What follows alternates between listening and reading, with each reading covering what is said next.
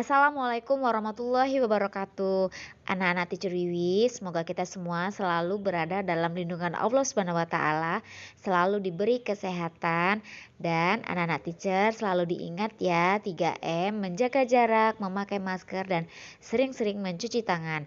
Anak-anak teacher, hari ini kita akan masuk kepada tema 4, subtema 2 dan PB-nya PB 1 dan 2. Tetapi sebelum kita belajar, mari sama-sama kita mengucapkan basmalah. Bismillahirrohmanirrohim. Anak-anak teacher, subtema 2 sekarang yaitu aku dan kegiatan keluargaku. Nah, anak-anak teacher diambil bukunya dan dibuka halaman 43. Pada halaman 43 kita melihat keluarga Titus sedang sarapan pagi. Nah, sekarang teacher bacakan teksnya ya. Titus sarapan setiap pagi. Ia sarapan bersama keluarga. Mace menyiapkan makanan. Titus membantu Mace. Sebelum sarapan, Pace memimpin doa. Keluarga Titus bersyukur kepada Tuhan. Mereka senang bisa sarapan bersama. Nah, anak-anak teacher, ketika kegiatan sarapan pagi di rumah anak-anak teacher juga harus mencontoh apa yang dilakukan Titus, seperti menolong mama, membawakan piring, gelas ke atas meja makan. Dan selalu diingat, sebelum makan, anak-anak teacher harus berdoa terlebih dahulu. Karena dengan berdoa, itu tandanya kita bersyukur atas rezeki yang telah diberikan Allah kepada kita. Oke anak-anak teacher. Anak-anak teacher di halaman 44 ada cerita yang dilengkapi juga dengan gambar. Nah, cara membacanya adalah seperti ini. Setiap pagi Titus sarapan. Titus sarapan bersama keluarga. Mace menyiapkan makanan. Sebelum sarapan, Pace memimpin doa. Mereka senang bisa sarapan bersama. Anak-anak teacher, saat kita makan ada peraturan. Peraturan harus ditaati oleh setiap anggota keluarga. Nah, peraturan itu seperti yang ada di keluarga Titus. Yang pertama, mereka berdoa sebelum makan. Kedua, makan dengan tertib. Ketiga, makan tanpa bersuara. Nah, itu aturan yang ada di keluarga Titus. Nah, sekarang anak-anak coba tuliskan aturan makan di keluarga anak-anak teacher, ya. Anak-anak teacher, peraturan yang ada di setiap keluarga tentu berbeda. Keluarga A tidak akan sama peraturan di rumahnya dengan keluarga B. Nah, anak-anak teacher, ketika kita melihat orang tua kita, mama kita sibuk menyiapkan sarapan pagi, nah anak-anak teacher bisa membantu orang tuanya, bisa membantu mamanya dengan berkata seperti ini, "Mama, apa yang bisa aku bantu?" Nah, nanti mamanya pasti akan mengatakan, "Nak, tolong mama bawa ini ke meja makan." Nah, anak-anak teacher harus menjawab, "Baik, Ma." Dan mama nantinya juga akan mengucapkan terima kasih kepada anak teacher. "Terima kasih sayang, karena sudah membantu mama."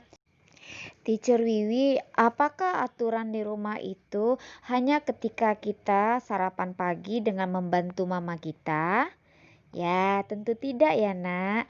Aturan di rumah itu ada seperti anak-anak teacher ketika bangun tidur harus segera merapikan tempat tidur. Kemudian harus segera mandi, gosok gigi, ya bersih-bersih. Nah, kemudian banyak lagi aturannya ketika siang hari. Nah, ketika siang hari anak-anak misalnya baru pulang dari sekolah, nah sepatunya harus diletakkan serapi mungkin di tempatnya. Kemudian baju sekolahnya diganti dan digantung. Ya, anak-anak teacher. Nah, ketika malam hari ada juga aturan yang berlaku di setiap keluarga. Ya, anak-anak teacher ya. Anak-anak teacher, pada halaman 47 di sana ada gambar Mace dan Titus. Sepertinya Mace keberatan membawa barang dari pasar ketika dia berbelanja. Nah, anak-anak teacher lengkapi percakapan di bawahnya dengan memasukkan atau menambahkan kata tolong dan terima kasih. Oke, anak-anak teacher. Anak-anak teacher, sekarang kita perhatikan gambar Ratna. Ratna menari menirukan gerakan kupu-kupu. Ia merentangkan kedua tangannya. Ia menggerakkan tangannya ke atas lalu ke bawah. Ia juga menggerakkan kepalanya. Kepala digerakkan ke kanan dan ke kiri. Ia menari sambil berjalan ke sana kemari. Menari dapat membuat tubuh menjadi sehat. Mari kita menari sambil bernyanyi. Kita menari menirukan gerakan kupu-kupu. Nyanyikan lagu berikut ketika menari. Nyanyikan sesuai irama lagu. Nah, anak-anak teacher, mari kita gerakan tubuh kita menari seperti kupu-kupu dengan mendengarkan atau menyanyikan lagu kupu-kupu yang lucu ciptaan Ibu Sud.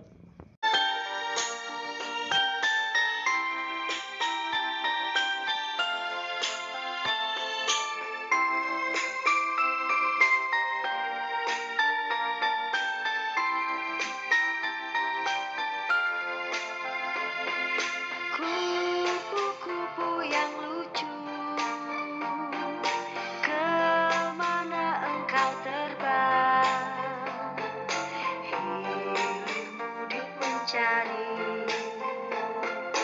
bunga-bunga yang kembang, berayun-ayun pada tangkai yang lemah. Tidakkah sayapmu merasa lelah?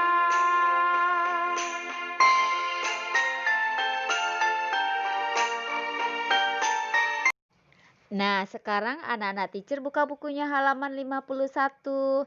Nah, Ratna dan Mas Gali berangkat sekolah. Mereka berangkat bersama. Mereka ke sekolah naik sepeda. Ratna membonceng Mas Gali.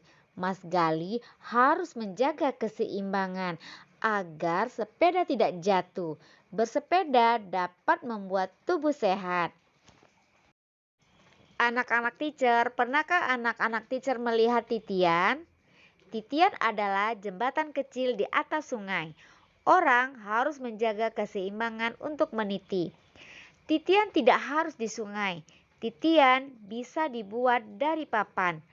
Gunanya adalah untuk melatih keseimbangan. Mari kita berlatih berjalan di titian. Seimbangkan badanmu sebelum berjalan. Berjalanlah dengan teman-temanmu. Lakukan dengan tertib dan bergantian.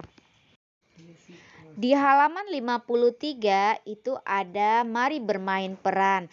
Peragakan percakapan berikut. Ibu Ratna sedang menanam bunga. Ia menanam di halaman depan rumahnya. Ibu sedang apa? Ibu sedang menanam bunga.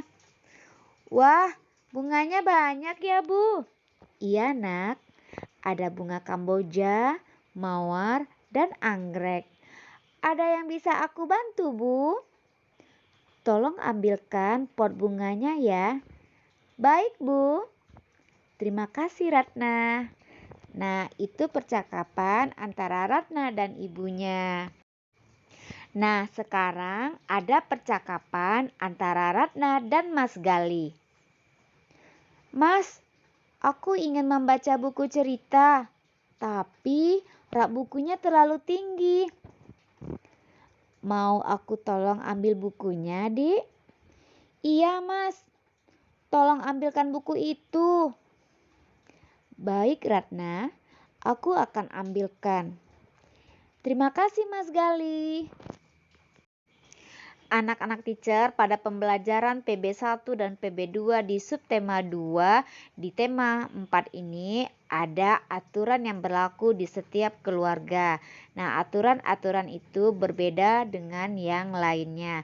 Nah, anak-anak teacher sebagai anggota keluarga, sebagai anak-anak teacher harus mematuhi aturan tersebut. Kemudian, anak-anak teacher setiap dalam percakapan ketika anak-anak teacher membutuhkan pertolongan, gunakan kata tolong. Dan ketika kita sudah ditolong, ucapkan terima kasih. Dan ketika kita melakukan kesalahan, jangan lupa ucapkan kata maaf. Nah, anak-anak teacher selalu melakukan gerakan-gerakan tubuh seperti menari, olahraga, jalan di tempat, ataupun bersepeda. Karena itu bagus untuk kesehatan anak-anak teacher. Oke anak-anak teacher, sepertinya pembelajaran kita sampai di sini. Semoga bermanfaat. Dan sebelum kita menutupnya, mari sama-sama kita mengucapkan hamdalah. Alhamdulillahirobbil alamin. Wassalamualaikum warahmatullahi wabarakatuh.